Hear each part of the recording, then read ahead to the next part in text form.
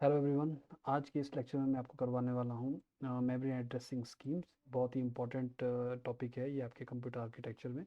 तो आज हम देखेंगे कि हमारे पास कंप्यूटर मेमोरी को एक्सेस करने के कितने मेथड है और सीपीयूज कौन कौन से मैकेनिज्म यूज़ करता है मेमोरीज को यूटिलाइज करने के।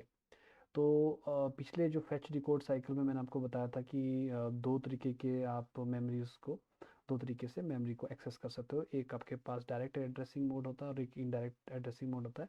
आज उसके जितने भी पॉसिबल सिनारियोज है उसको हम स्टडी करेंगे कि सीपीयू एक्चुअली में कितने तरीके से मेमोरी को एक्सेस कर सकता है। तो मेमोरी एड्रेसिंग बहुत इंपॉर्टेंट है क्योंकि यही वो मैकेनिज्म है जिससे आपका सीपीयू जो है मेमोरी को एक्सेस करता है। और एक ही मेमोरी एड्रेस को रेफ़र करने के हमारे पास कई डिफरेंट तरीके हो सकते हैं। जनरली आप देखोगे कि जो आपके पास रिस्क आर्किटेक्चर है इसके पास थोड़े कम एड्रेसिंग टाइप रहते हैं। और सिस्क जो आपके पास सीपीयूज है इनके पास कई डिफरेंट डिफरेंट एड्रेसिंग मोड्स वाले मैकेनिज्म रहते हैं मेमोरी को एक्सेस करने के। तो शुरुआत करेंगे हम एक एक करके हम स्टडी करते जाएंगे। एग्ज़ाम में ये क्वेश्चन जनरली आपसे पूछा भी जाता है। तो सबसे पहला जो मोड है इसको हम कहते हैं डायरेक्ट एड्रेसिंग मोड। और डायरेक्ट एड्रेसिंग मोड जो है ये सबसे सिंपल एड्रेसिंग मोड है मेमोरी का। तो जो भी आपकी इंस्ट्रक्शन रहेगी उसमें एक्चुअली में एक्चुअल एड्रेस रहेगा जहाँ पे भी आप मेमोरी को एक्सेस करना चाहते हो। फॉर एग्जांपल मैं इंस्ट्रक्शन लिख रहा हूँ मूव, और ये जो आपके पास ऑपरेंड है ये एक्चुअली में मेमोरी एड्रेस है। तो आप देखोगे कि वेरी सिंपल, आप डायरेक्टली ही एड्रेस का नाम लिख रहे हो वहाँ पे और आपको डायरेक्टली उसी एड्रेस से डाटा को फैच करना है या भी आपने उसको कॉपी करना है या जो भी आपके पास इंस्ट्रक्शन रहेगी। दूसरा आपके पास रहेगा इनडायरेक्ट एड्रेसिंग मोड। ये बिल्कुल सिमिलर है जैसे हमने फेच डिकोड साइकिल में पढ़ा था। तो बेसिकली जो आपकी इंस्ट्रक्शन है उसमें जो आपको एड्रेस दिया गया है वो एक्चुअल ऑपरेंड नहीं होता है, बट आपको उसको कन्वर्ट करना पड़ता है एक और एड्रेस में। जनरली जो आपको एड्रेस दिया गया होता है ये एक और एड्रेस रहेगा और उस एड्रेस पे आपको मिलेगा जो आपका एक्चुअल ऑपरेंड है, और आपको उस एड्रेस से ही वो डाटा जो है फैच करना होता है। तो हम इसको कहते हैं इन डायरेक्ट एड्रेसिंग मोड। तो फॉर एग्जांपल जैसे मान लेते हैं ये एक एड्रेस है, आप उस एड्रेस पे जाते हो वहाँ पे आपको एक और एड्रेस मिलता है और वो जो एड्रेस है वहाँ पे आपका एक्चुअल ऑपरेंड रहता है। तो ऐसी मैकेनिज्म को हम क्या कहते हैं, हम इसको कहते हैं इनडायरेक्ट एड्रेसिंग मोड। थर्ड आपके पास टाइप है मेमोरी एड्रेसिंग की, इसको हम कहते हैं इम्प्लाइड या फिर इमीडिएट मोड। तो इम्प्लाइड मोड में आपको कोई एड्रेस स्पेसिफाई करने की ज़रूरत नहीं होती है। इंस्ट्रक्शन जो है वो खुद ब खुद बताती है कि जो भी ऑपरेशन है वो कहाँ पे होने वाला है। फॉर एग्जांपल जैसे इंस्ट्रक्शन है क्लियर एक्यूमुलेटर, तो आपको ना तो कोई मेमोरी एड्रेस बता रहे हो, अब आपकी जो इंस्ट्रक्शन है वो क्लियर कट बता रही है कि जो इंस्ट्रक्शन है वो कहाँ पे एग्जीक्यूट होने वाली है, इस केस में एक्यूमुलेटर पे।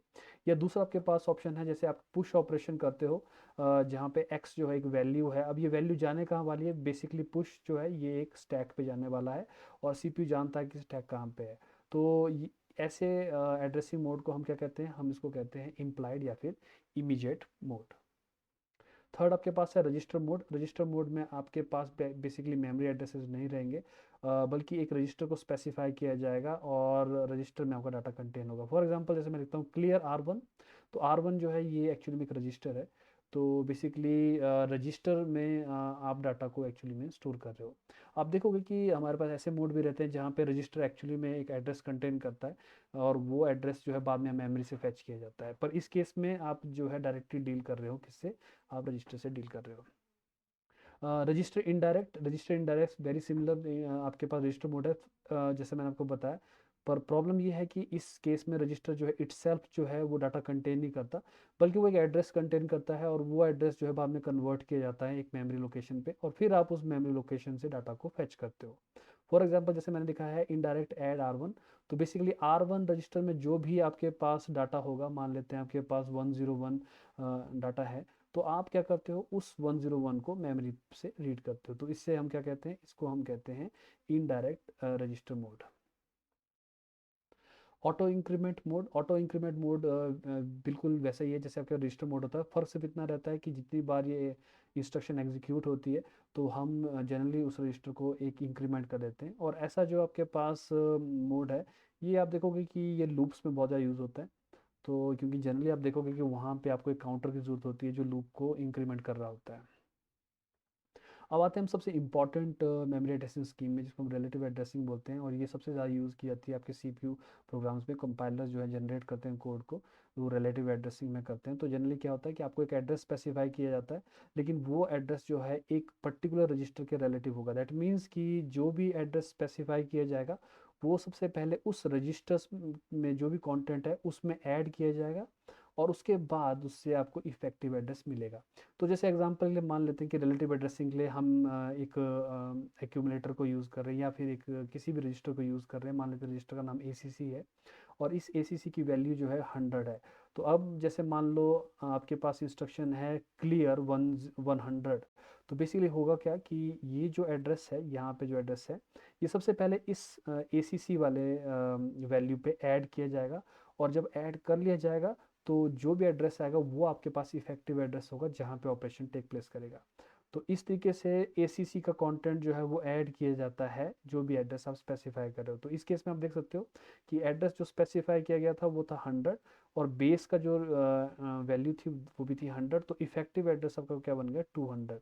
तो ये आपके पास जो मैकेनिज्म है इसको हम कहते हैं रिलेटिव एड्रेसिंग। तो रिलेटिव एड्रेसिंग का मतलब है कि जो भी आपका ACC या फिर रजिस्टर है जिसके रिलेटिव आप काउंटिंग कर रहे हो, उस पर आपको उस चीज़ को ऐड करना पड़ेगा। अगेन एक और रिलेटिव एड्रेसिंग मोड है जिसको हम इंडेक्स या फिर बेस रजिस्टर मोड भी कहते हैं। अगेन बिल्कुल वैसा ही जैसे रिलेटिव एड्रेसिंग में है, फ़र्क सिर्फ इतना है कि आप एक रजिस्टर को यूज़ कर रहे हो जिसको हम इंडेक्स या बेस रजिस्टर बोलते हैं, और सिमिलरली आप क्या करोगे, रिलेटिव एड्रेसिंग की तरह इस बेस एड्रेस रजिस्टर के कंटेंट को आप ऐड करोगे आपके मेमोरी एड्रेस पे। तो वहाँ से आपको मिलेगा एक इफेक्टिव मेमोरी एड्रेस, और उसी इफेक्टिव मेमोरी एड्रेस पे आपका डाटा जो है एक्चुअली में स्टोर किया जाएगा। तो ये आपके पास डिफरेंट डिफरेंट मैकेनिज्म थे मेमोरी को एक्सेस करने के लिए, और इन सबको हम क्या कहते हैं, इन सबको कहते हैं हम एड्रेसिंग मोड्स। अगर आपको कोई भी डाउट हो तो काइंडली इस वीडियो के कमेंट सेक्शन पे कमेंट कीजिए, मैं आपका आंसर वहाँ पे देने की कोशिश करूँगा।